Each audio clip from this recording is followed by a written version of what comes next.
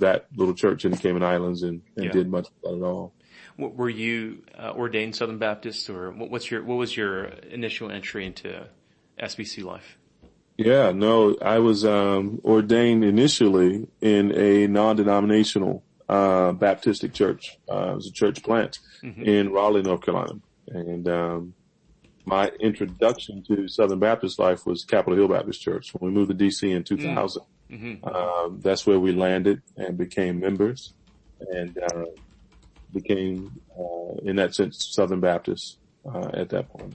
Gotcha. But again, it wasn't a denominational attraction. It was, we loved that local church, and it happened to be Southern Baptist. Okay.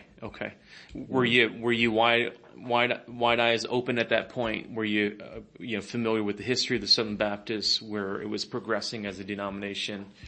Did you feel like you knew the history well before you kind of jumped in? In broad strokes, again, it wasn't a church that was either shy about the fact that it was Southern Baptist, but it wasn't wearing it on its sleeve either. So there was no perceived cost to join the church and member at a Southern Baptist church in that way. And certainly that history wasn't, in terms of when we arrived at the church, it wasn't what the church felt like and what the church was emphasizing in any way. It was already a more diverse church than most Southern Baptist churches, and growing increasingly so with each passing year. So in that sense, it felt like a little bit of an anomaly inside the SBC, even though it was quite conversant and comfortable with that longer history and trajectory. So as you're learning the history of the Southern Baptists, help me walk through that. Like, you learned that it was, started, because of its convictions about slavery. It remains a segregated church for, 110 years, whatever. What's going on in your head as you're learning these things about this denomination, the affiliated, or your affiliation with a denomination like this? Like, what do you tell yourself when you hear stuff like that? Yeah, no, I knew those things before I joined the church. And those things didn't really matter to me as such when it came to that particular church. And I was aware enough to sort of, be watchful of anything that I should be watchful of. But I didn't really suss out anything that concerned me on that level. I think I probably had more concerns, not about the history of the convention and things of that sort, but I just probably had more concerns about my children. And the sort of lack of cultural exposure to African Americans. So I would feel it on that level.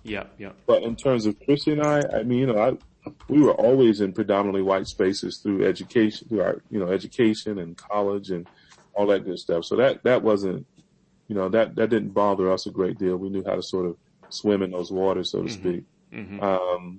But that wasn't, for me, that the main things were the preaching of the word and the sort of tight, rich fellowship and community that was there. And on those things, we had had a great amount in common. So Capitol Hill kind of, in some ways, gave you better handles on, SBC life, because it was much more of a local commitment. You were committed not so much to the convention, but more so the local congregation, the church there.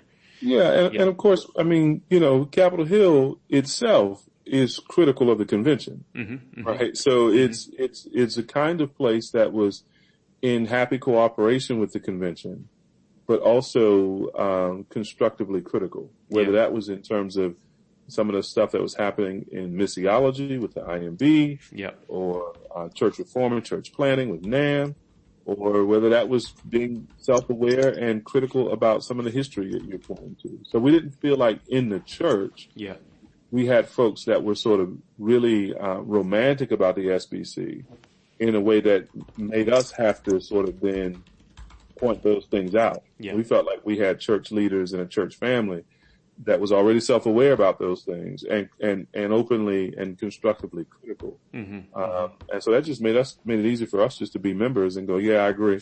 And keep it moving. Yeah. Okay. So when you planted Anacostia, you decided to be Southern Baptist affiliated. Is that correct? Yeah. Okay. All right. Okay. I guess so. I want to know why you said yeah versus yes. What's the difference? We wouldn't have been, except that I had an elder at the time who sat on as a trustee at one of the seminaries. And for him to continue as a trustee, he was vice president, soon to be, or vice chair, soon to be chair of that seminary board. He needed to be in an SBC church. That literally is how we affiliated with the SBC. Now, I would quickly add, we probably would have come around to doing it anyway. Sure. Because if you're a gospel believing evangelical, there kind of aren't and you're Baptistic, there really aren't any other sort of alternatives that are attractive. You care about missions, and then cooperating for that.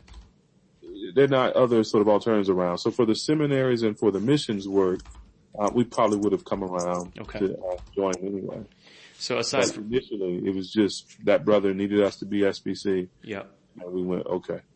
So aside from that, your elder there, so it sounds like missions, seminary, what would be your top 2 or 3 reasons why you benefit as an SBC affiliated church? You just named them, and I would put benefit in air quotes because right. We don't receive any funding from the convention. Yeah.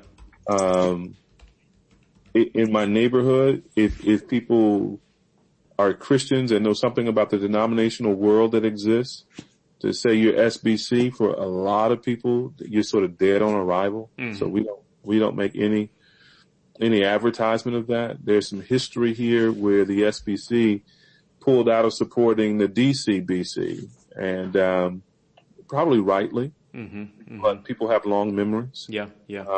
And so that's not part of our calling card. We don't present ourselves as that, and even less so in the current climate with this sort of national politics and things. Yeah. And so that's not how we introduce ourselves. Would you say your congregation is fairly aware of your SBC affiliation, or is that, when I planted in Toronto, like, they didn't know we were an SBC church. I wasn't necessarily hiding it, but it's, in some ways we were definitely not flamboyant about it. So. Yeah, I think so. Okay. I think so. It's probably much like what you're describing in Toronto. It's like, that's not on our materials. We're not waving it around anywhere. People ask, we tell them.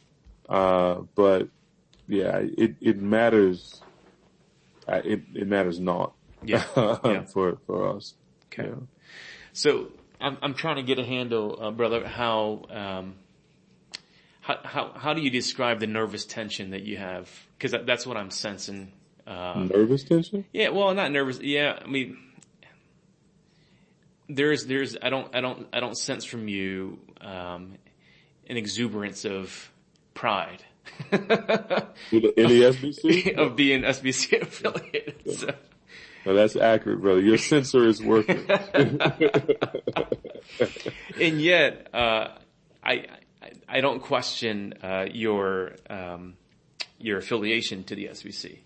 So help me understand that, the ability to navigate that. You understand where I'm coming from? Maybe.